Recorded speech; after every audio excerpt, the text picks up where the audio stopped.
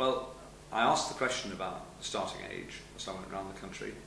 The most common answer to that is no later than year 10.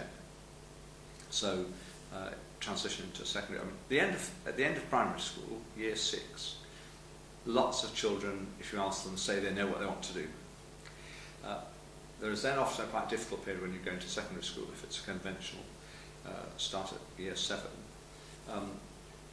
And you need to start the process. And I'm clear that when youngsters are 14, they ought to both be facing the questions about work experience and having the opportunity to work experience, because that will start testing. Say somebody who thinks they might want to be a vet. If they have a week or two working with a vet, they will come back either much more enthusiastic about it, or put off possibly for life and say, no, that's not what I want to do. So you need to start work experience no later than when the youngsters are 14. You also need to start the careers advice, not to push people to make a final decision, but so that you don't make choices that in the end were the wrong choices about which subjects to keep. And you need to know, conventional example, if you're going to be a doctor, you need to know which subjects you probably will have to have kept doing throughout your time at school in order to be accepted for medical school.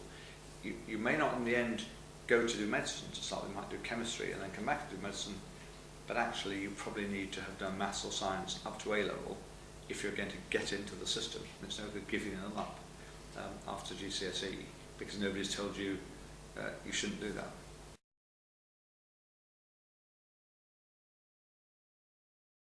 Two things. The government firstly are saying let's have independent careers advisors giving the careers advice. So that's a good thing. They're people qualified to give that advice. Secondly, of course there's a role for employers to come into school. I mean, they should be there all the time talking about opportunities in engineering, talking about opportunities in science, talking about opportunities in chemical engineering, talking about opportunities in the civil service, talking about opportunities in the Foreign Office, talking about opportunities working for the theatre, or whatever it might be. Of course that's the case.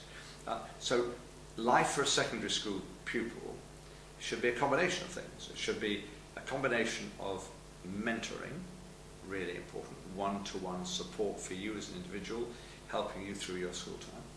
Secondly, independent careers advice, including face-to-face advice. Thirdly, work experience.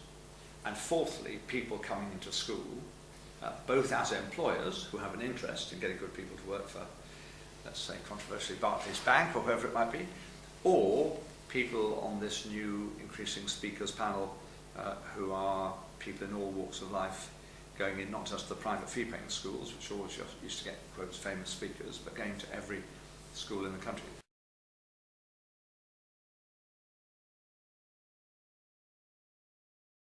You have to take the effort, to use the sort of simplistic example, from sending all the captains of industry to talk at private fee-paying schools, to send the captains of industry to talk at the comprehensives around the country, so that they get inspired, because kids have talent in every bit of the country, in every background.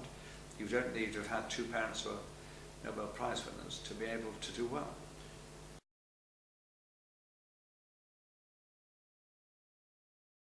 Yeah, I think the answer is no, and government and the institutions and everybody else is conscious of that. And there are now many more destination statistics being produced which show where everybody goes to from school. And it's really important that people understand that it is not better, age 16, to go to sixth form and then to university than it is to go to do an apprenticeship, or to go to do training, or to go to do a job with your family or neighbours or whatever, or to go to college. There is no better. It depends what works for you.